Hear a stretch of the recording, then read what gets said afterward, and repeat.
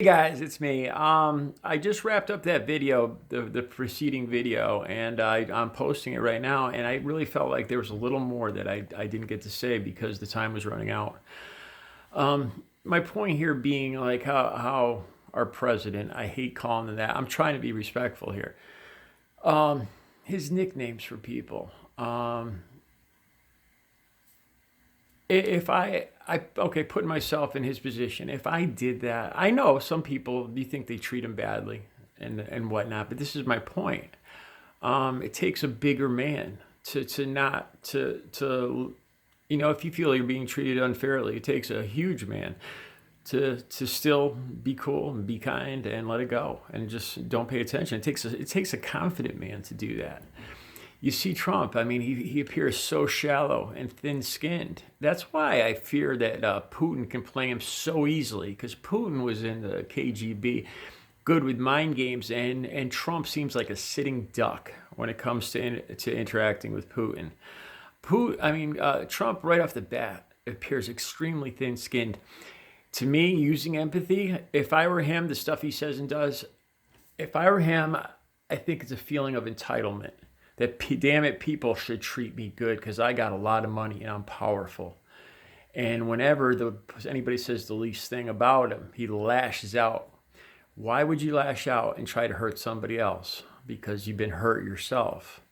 So this, by him calling other people these nicknames, that's proof right there to me that he's hurt. He's hurt when people, despite this image, this ego. When he puts these names out here, when he says stuff about Rosie O'Donnell being a dog, he's trying to hurt. He's trying to hurt somebody else. Why, if I were that person, why would I do that? Why would I try to hurt? I've done this before, and I do it when I'm hurt, when I feel hurt, like when somebody got a good one in, and called me on something, I used to lash back out and try to, stick it to them and hurt them. That's what this shows me with Trump. Nowadays, I couldn't do that. I couldn't go on social media and just point people out and say, you're Tiny Tim, you're Sloppy Joe. I couldn't do that, man. And let alone this guy is the president of our country. I'm amazed. Look at his apartment, the penthouse he lives in. I go back to these gold toilets. To me, those gold toilets are a statement about his personality. Nobody has gold toilets? They don't look good to me. To me, that's a statement that he's superior. And I find it amazing that the working class man, the people around here, the Southerners, so I see Southerners like living in mobile homes and stuff, and it's like they identify with Trump. And I don't, I've never seen a bigger disparity myself. Look at Clinton.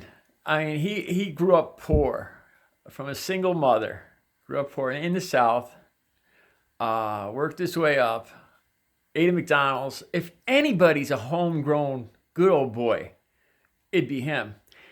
The only difference between those two, well, besides first, political views, but a big difference is their view on race. And, and you guys, it's obvious with Trump supporters that the racism is a huge part of it. Some of you guys just come right out and say, yeah, I'm racist. Some people in my family. And it's almost a relief because, it's obvious. We all know it. There's no other reason somebody would tolerate this disgrace and embarrassment as a president. It's just that you got, a lot of people think that he's going to defend the white race. I know I'm meandering here. And another thing, I hate this. A lot of white men think that now it's reverse discrimination. They're being discriminated against. The women, everybody, poor white men. I can't stand this, man. I hate, I could play that card over and over with stuff that happened to me when I grew up. I hate the sympathy card. I'm suffering. I'm doing wrong because of this, because I'm not being treated right. I'm not being treated fair. If you guys watch any of my other videos, I cannot stand that phrase. Life is not fair. Nothing's fair. There's no rules, man. Life is very unfair. And that's it. Take take what you got. Take the lemons, make lemonade, man. Don't I hate when people blame other people. I can't stand that. Regardless, it's my fault. If somebody did it to me, I'm gonna take what I got and I'm gonna make the best of it and I'm gonna succeed and move on. That's my opinion. I'm sorry, I got off track here, but going back to treating people good and Trump and his nicknames. I mean, it's been obvious from the beginning, like I've said over and over, and I mean this from my heart. When he mocked that handicap reporter, that was a huge thing with me. It's like I despise this man. I will never, ever vote for him, like him, anything. Anybody that could do that. And the worst thing is he did it in a whole auditorium full of people, trying to get them to laugh and join in with him. To me, I don't know how anybody could call themselves a good Christian. One of my close friends says, Trump's a good Christian. I'm like, what are you talking about? This guy exemplifies the 7 deadly sins: greed, sloth, envy. I mean, he's the poster boy for these 7 deadly sins. I don't want to get off on a Trump rant. I'm talking about treating people, treating people good, and not, political correctness. You don't got to be crazy political correct. It's just, there's a lot of over the top political correctness that's just stupid and bizarre. I'm talking about common sense, good Christian values, man. You treat people like you want to be treated. The golden rule, man. That's all. It's that simple.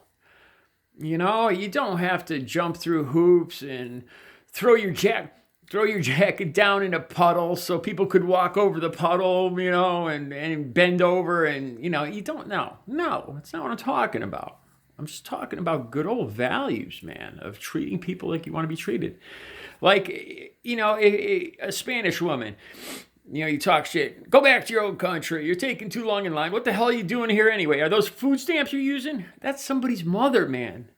What if somebody talked to your mother like that? And yeah, maybe your mom's lucky enough to not be in that position with food stamps, but still, it's somebody's mother. You just don't do that. What good's it going to do? Is it going to change anything? No. It's going to make that person feel terrible about themselves. Is that going to make you feel better? Is that going to improve your life? No. If anything, my belief is it's going to come back to you. It will come back to you. Hurting other people, there's no benefit to that. We're all in this together, and we need to work together. And anybody that goes against that basic rule, that unsaid law, is punished by karma, by the universe. Being negative just does not pay off. That's my point. All right, man. I said enough today. You guys have a good Thursday. I got to get busy. I got stuff to do. Take care.